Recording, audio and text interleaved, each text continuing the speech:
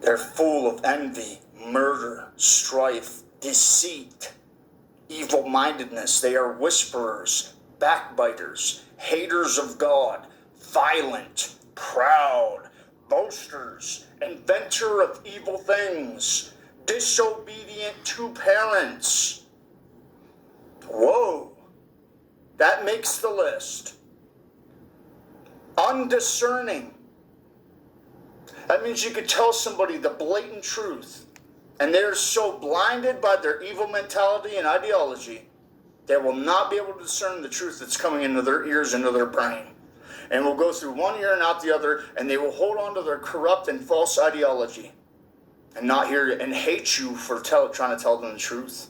That's reality. That's happening all the time right now.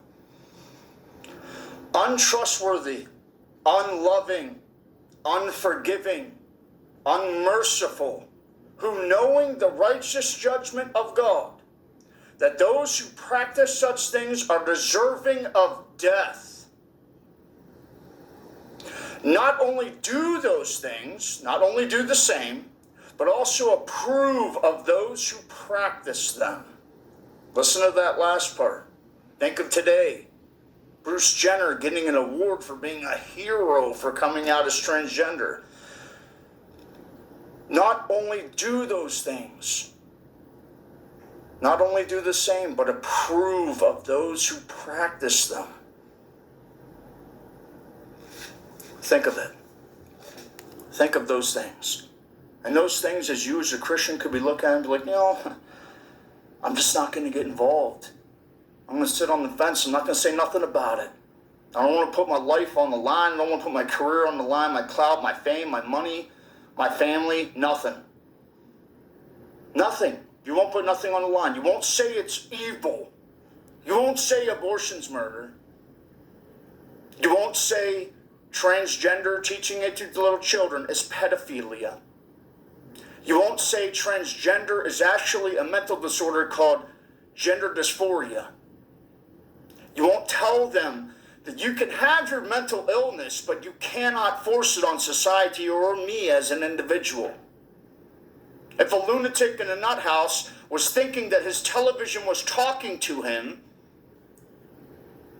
that's his problem. Seek medical attention, get him some help. But what if that lunatic, that deranged person, force it on you that you have to agree and lie to your own mind and actually agree that that is a reality, that his TV is talking to him about aliens from the future or something. And you have to actually agree to that. And then it has to be on TV that is publicly and nationally celebrated. How crazy is that? That's the same thing with gayness and transgender and all this. It's a mental illness. Gender identity. There's only two. Just gotta tell you. There's only two. And I'm going to be very blatant here. You're either born with a vagina or a penis. You're either a dude or a chick. Real simple. Not complicated. Little girls don't need to know that they're little girls. They don't need to be told. You might possibly, are you feeling like a little boy, little girl? No, it's not. No, she's not thinking that. That's corrupting the morals of a minor. It is abomination, and you will be held accountable. So if you're thinking as a Christian, I'm going to sidestep this stuff, I'm not going to say nothing, I'm going to be quiet. Let me tell you, you don't stand with the Lord. He says, if you deny me before men, I will deny you before my Father, which is in heaven. That means if you want to stay quiet, you're siding with the Lord's enemies. That's exactly what that means. That means you are denying Christ, no matter what the cost. It doesn't matter if it's small cost or big cost. If you're a movie star going to lose your career, you got to do it.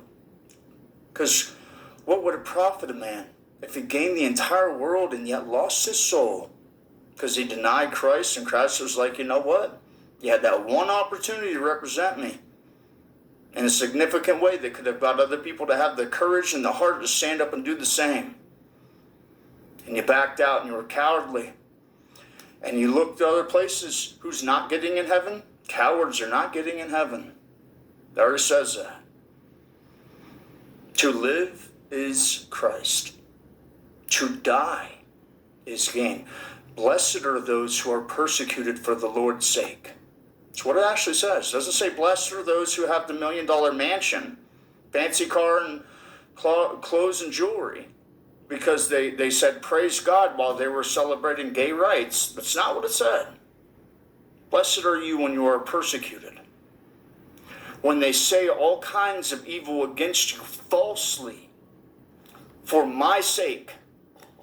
Great is your reward in heaven. And when God says great, you best believe it's huge, real extravagant. Because you know what? Our streets are paved with cement. His streets are paved with solid gold, so pure we can't even duplicate that purity here on earth. The simple things of his kingdom are extravagant things to us. So when he says, I'm going to give you something real great, greater than gold streets, greater than the mansion, real great, you best watch out. You better be blessed. And he says, this isn't applicable to what I'm saying, because it's a whole different concept within tithing. But think of this. He says, I will open up the windows of heaven for you and pour you out such a blessing you will not have room enough to contain it. I want to read some. I'll just tell it to you. It said at the end of the book of John, St. John, it says, and Jesus also did so many things that I suppose that if they were all written down one by one in books, the entire world could not contain the books that would be written.